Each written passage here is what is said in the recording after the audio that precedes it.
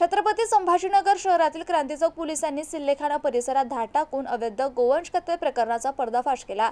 या कारवाईत शफीक शरीफ कुरेशी याला अटक करण्यात आली असून 7 आरोपी फरार आहेत।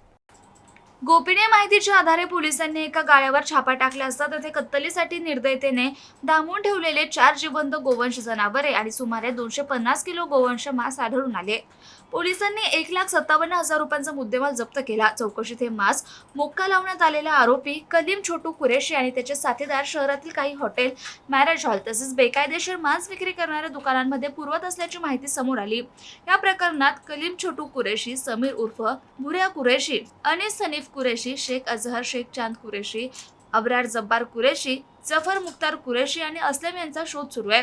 ही कारवाई पोलीस निरीक्षक सुनील माने यांच्या मार्गदर्शनाखाली पोलीस उपनिरीक्षक निशिगंधा मस्के तसेच पोलीस हवालदार शरद देशमुख, पोलीस अंमलदार महादेव खिरोडकर, पांडुरंग सिंह कोळेकर, नितीन नागरे आणि पंकज बुंदे यांच्या पथकाने केली असून पुढील तपास पोलीस उपनिरीक्षक घुगे करतायत।